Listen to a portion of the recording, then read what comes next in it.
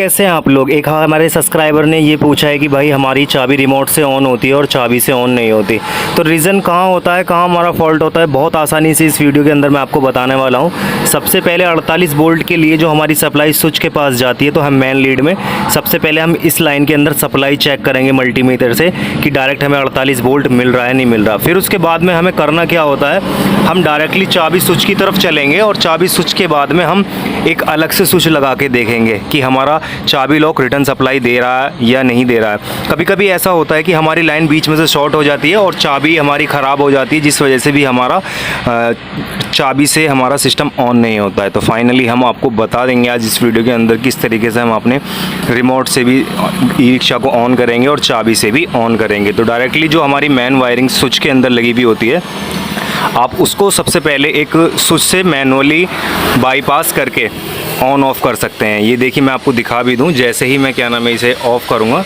Metre की light हमारी चली जाएगी।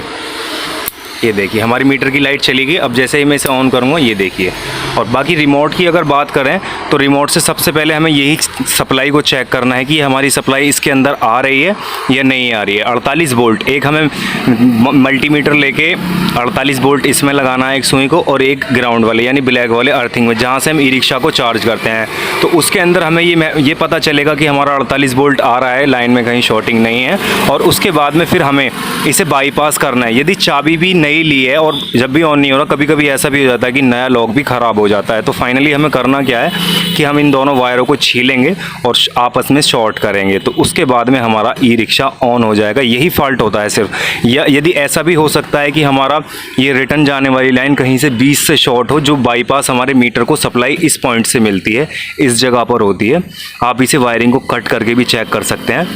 और डायरेक्टली यदि ऐसा नहीं हो पा रहा है कि हमारे मीटर के अंदर लाइट नहीं हो रही है शो, तो हम इस तार के अंदर एक 48 वोल्ट का वायर लेके, जो रिटर्न सप्लाई है, ध्यान रखना जो रिटर्न सप्लाई है उसी के अंदर हमें 48 वोल्ट देना है और डायरेक्टली उस स्विच के अंदर जाकर लगाना है जो हमारा चार्जिंग वाला पॉइंट है, वहीं से हमें 48 मिलेगा।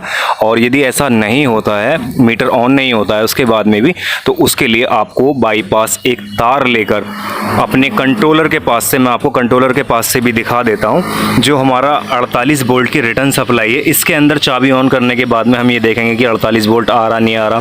फिर इसके बाद में हम इसे इस तरीके से थिम्बल को निकाल के प्लस वाली लाइन से, यानी जो हमारे डायरेक्ट कंट्रोलर वाले दो वायर हैं माइनस और प्लस, इस प्लस वाले वायर के अंदर हम इसे टच करके देखेंगे कि हमारा ई रिक्शा चल रहा नहीं चल रहा। यदि ई रिक्शा चल रहा है तो समझ लेना कि हमारी ये रिटर्न वाली सप्लाई में 48 वोल्ट नहीं आ रहा है। और 48 वोल्ट की इसी वायर को सिर्फ कट कर करके हल्का हल्का मल्टीमीटर से बीप वाले बजर से चेक करना है कि ये वाला वायर हमारा कहीं से कट तो नहीं हो रहा। यही प्रॉब्लम होती है कि रिमोट से ऑन हो जाता है और चाबी से ऑन नहीं होता। तो भाई इस तरीके की वीडियो देखने के लिए हमारे चैनल रिक्शा मिस्त्री को सब्सक्राइब करें, और वीडियो अच्छी लगी हो तो वीडियो को लाइक, चैनल को सब्सक्राइब ज़रूर करें। Thank you guys. और यदि आपको फॉल्ट समझ नहीं आ रहा है किसी भी तरीके का, तो आप मुझसे कमेंट में पूछ सकते हैं। गारंटी के साथ मैं आपको उस फॉल्ट पर आपकी कमेंट को लेकर मैं एक नई वीडियो बना सकता हूँ।